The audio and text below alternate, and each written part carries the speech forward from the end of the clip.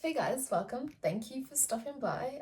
It's lovely to meet you. Welcome to L.J.W, where I film reactions with my partner, typically. But today I'm reacting to a Burr video by myself. As you guys know, or you may not know, I really like Burr as a comedian, and I think he does great stuff, and he's a very funny guy.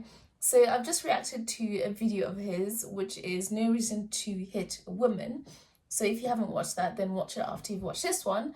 But on this video, I'm going to react to Burr, Black Friends, Clothes, and Harlem.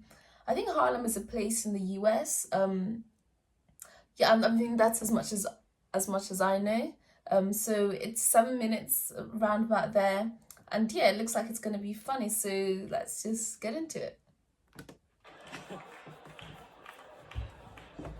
Actually, I got a couple of friends of African persuasion, and I gotta get rid of them, man. I gotta admit to you. I'm finding I'm spending too much money on clothes hanging out with them, because I gotta like fucking try to keep up with their wardrobe. It's like every time they go out, they got all brand new shit on. All brand new shit. So when I show up with my white version of brand new, which is, I basically, I ironed the shit, right? I ironed it, right? It's new. They just start trashing me. I can't keep up with them, man. They got like fucking 58 pairs of sneakers. Ever noticed that shit? Like every color fucking Timberland. And I don't give a shit what fucked up color their shirt is. They got a pair of shoes to match it and a hat. You can tell that this is from a while ago because he looks like very young. But I don't know if people still do that. Even when you wear some new shit, there's like some sort of rule that you gotta like space out the amount of time within which like that you wear it. Because God forbid you wear the same shirt within a 10-day period, one of them's gonna notice. All of a sudden just look at you funny like, this motherfucker's got the same shit he had on last Tuesday. And then the whole crowd's like, oh shit! Then everybody just starts making fun of your fucking clothes. First they do the math, like, what was that, 5 days ago? 5 days, this motherfucker got 5 shirts! He got 5 shirts! I can't say I can relate, but I can imagine. They start breaking it down. Yo, his first shirt be saying Monday, next shit be saying Tuesday. Yo, on the weekend, he ain't wearing no shirt.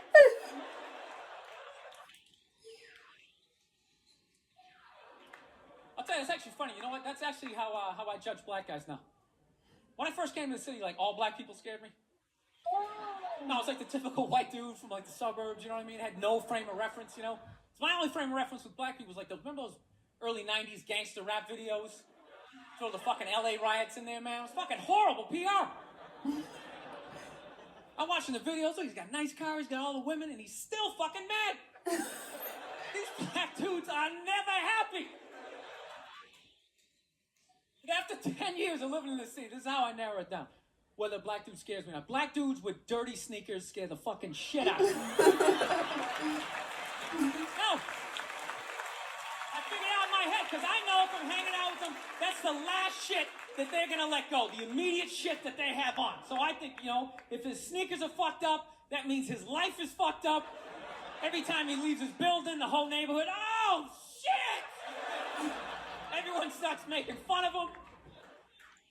He's on the train in a bad mood. I kind of have this howdy-doody, kind of mug me kind of face. Mug me? I'm not saying something's going to happen. I'm just saying. I'm paying attention. So I've been seeing this girl recently. This black girl, right? She lives up in Harlem, Gone out like 3-4 times, First time we hung out like the Village area in New York, which is sort of like a racially mixed area. So shit was cool, you know what I mean? Second time we hung out was more like Midtown, Then the third time, she called me at like 3:30 in the morning, and she wanted me to come up to her apartment, right? So it's 3:30 in the morning, she lives in Harlem, I look how I look, so it's a fucking situation. Is this the lovely Nia? Yeah, because you know the deal, right? Basically, a white dude feels comfortable up to about like 98th, 99th Street, you know what I'm saying? The second the streets start getting to like triple digits, like 100, 101st Street, start getting like a little asthma, like, oh, fuck, it's starting to get a little high up here. I don't know. You feel that little tightness in your chest? Can you feel that? 106th Street, you're like leaning on shit like, dude, where'd all the cabs go? How come there's no taxis up here?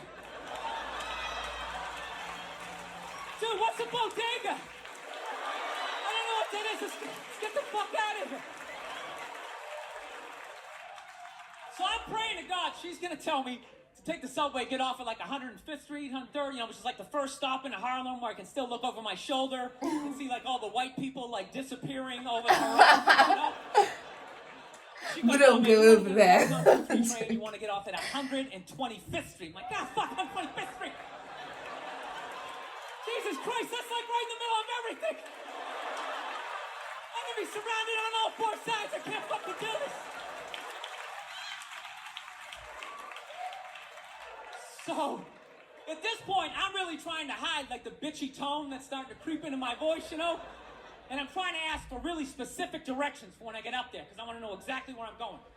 So she starts naming the streets I have to go down, and every other street up there is named after like a black leader, She's like, make a left on Adam Clayton, take a right on Frederick Douglass. I'm like, God, fuck Adam Clayton. Yo, dude, go on the internet, look up Adam Clayton. Yeah, who is? I want to kill say. a bunch of white people during a slave revolt. Dude, I ain't going up there. Fuck this shit. So at this point, I'm really having a battle with myself. Because I'm thinking I can't do this, right? I'm like, I can't do this, but my dick's going, no, come on, man, we can do this, all right? Just relax. Hold yourselves together and get on the goddamn train, right? So as always, I listen to my dick. Oh yeah, I get on the train. By the time I get up there, it's like 5 or 4 in the morning, right? I'm standing on like Malcolm X and like Danny Glover or some shit, right? I don't even know where the hell I'm at. But I see the street I want to go up. I want to go up St. Nick. I can literally see her apartment building. But there's like 5 or 6 black dudes standing right on the corner, right where I want to walk by. So early in the morning? Oh, ooh. I thought I was on like some reality show at that point, like some sort of like white guy survivor. It was ridiculous. So I'm thinking, I gotta walk right by these guys, right? You know what's funny? I think that they were actually more surprised to see me than I was scared, And I was really, really scared, but I'm also really, really white, Like shockingly Caucasian. You know what I mean? Like if you're not ready for me, I can like surprise you. Now, especially if you live up there, you've probably seen a white person for hours, possibly days. So when I show up, it's almost like magical, like a leprechaun out of nowhere, A wee leprechaun. I feel like I should have like a little pot of gold, like a rainbow behind me. Top of the morning to you, latte. Kind of dance my way past them. But it's been going all right, Once I get in her apartment, I'm fine, I relax, sit down, watch a hip-hop countdown. Pretend like I know the groups, you know what I mean? It's just getting there that's a fucking pain in the ass. But I don't get mad at it, because I figure, black dudes gotta go through the same shit though, right?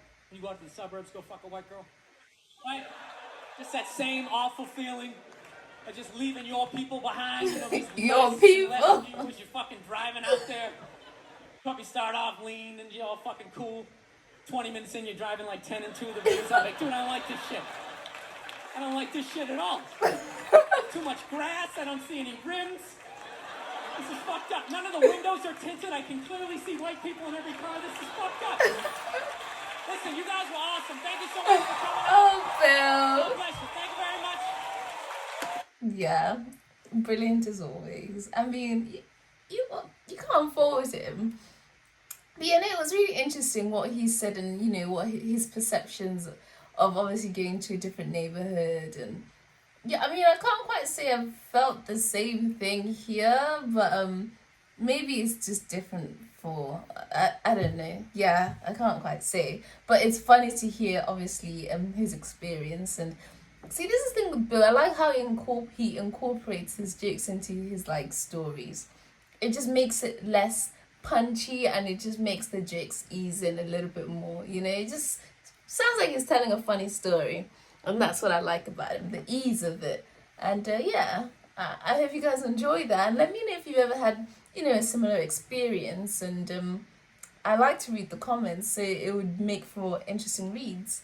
So yeah, let me know your thoughts, like, subscribe, and I'll see you on the next one.